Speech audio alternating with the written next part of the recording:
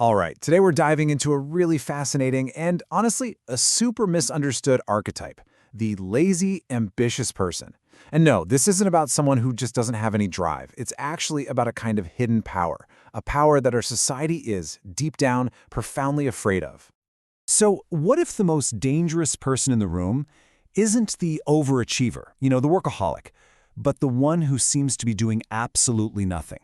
The person who's just there, but holds these massive ambitions inside. I know, it sounds totally counterintuitive, right?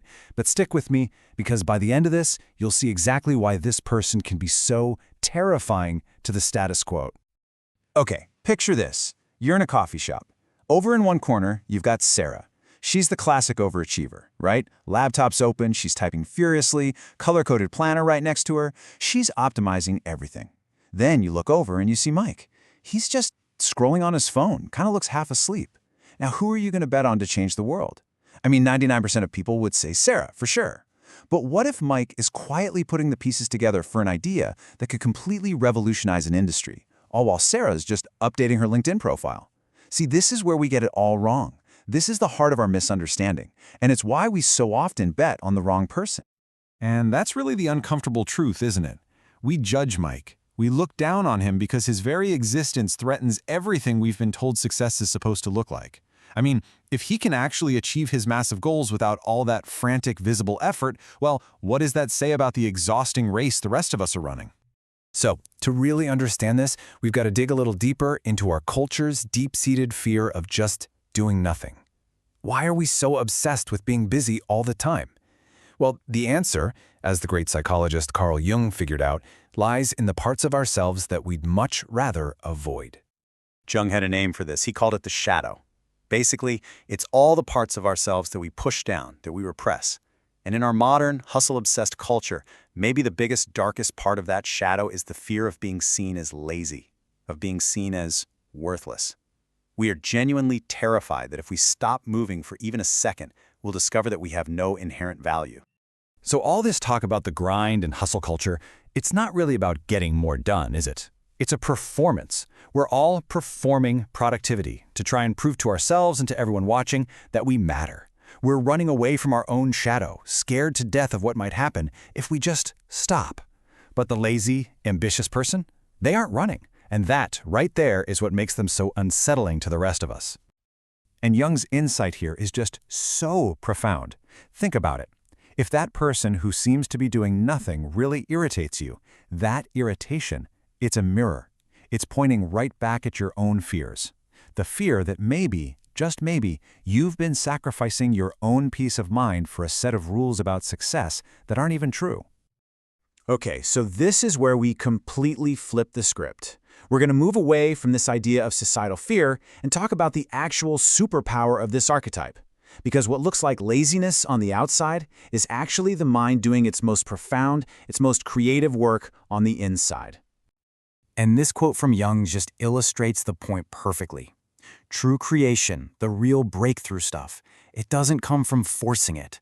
It doesn't come from grinding it out with your intellect. It comes from a state of play. A state of relaxed exploration where your unconscious mind is totally free to connect ideas in branding ways. The creative mind plays, it doesn't hustle. This kind of brings up a more personal question for all of us. What's a big dream you've been afraid to even pursue? Maybe because you felt like you didn't have the right productivity system or you weren't grinding hard enough for it. Just take a second and think about that. I'd genuinely love to hear your thoughts on this down in the comments. And if you look back through history, it is just filled with examples of this. Einstein's theory of relativity? It didn't come from staring at a spreadsheet, it came to him in a daydream. Nikola Tesla, he visualized his incredible inventions during quiet evening walks. Even Jung himself, his greatest psychological breakthroughs came during periods that, I promise you, his colleagues would have absolutely called lazy and unproductive. So let's be super clear here, this is not laziness. What we're talking about is a state of deep, unconscious processing. Jung even gave it a name, active imagination. It's that magical state when your conscious, analytical mind finally gets out of the way and allows the incredible wisdom of your unconscious to bubble up with new insights. And the key thing is, you can't force it, and you definitely can't schedule it. Now, as I'm saying all this, maybe some of it is starting to sound familiar. Maybe you're starting to see some of these traits in yourself. So let's talk about how to recognize if this is your true nature, and more importantly, how you can start to reframe what you've probably been told is a weakness into what it really is, a powerful strength. So, do any of these sound like you? Do great ideas just seem to pop into your head from out of nowhere? Does trying to stick to a traditional, rigid productivity schedule feel like you're fighting your own brain? Is your energy a thing of waves, not a steady 9-to-5 clock? Maybe you need long periods of what looks like inactivity, right before you have a huge burst of incredible output. If any of that sounds like you, I want you to listen to me very closely right now. That different rhythm you have, it's not a bug. It's not a flaw that you need to fix. It is the core feature of your operating system. It's the very mechanism that allows you to tap into a level of creativity and insight that other people, with all their frantic busy work, just can't get to. So the big question is, if this is your nature, how in the world do you live with it in a society that just doesn't get it? Well, the final and most important step is learning to trust that inner rhythm. It's all about shifting from self-criticism to self-acceptance. And here's a really practical 3-step strategy for that. Number 1, stop apologizing. Stop feeling guilty for needing downtime. That feeling is just your unconscious mind asking for processing time. So protect it. Number 2, learn to tell the difference between real rest and anxious avoidance. Real, restorative rest is peaceful. It brings ideas. Avoidance is anxious, and it brings nothing. And third, develop what's called active patience. This isn't just sitting around waiting. It's consciously preparing. You're gathering the tools, the skills, the resources, so that when that moment of insight finally arrives, you are ready to pounce. You know, it all comes back down to this really beautiful quote from Jung. Our society teaches us to look outside of ourselves for everything, for validation, for schedules, for the definition of success. But that, according to Jung, is dreaming. The person we've been talking about, the one who looks lazy, they've been looking inside.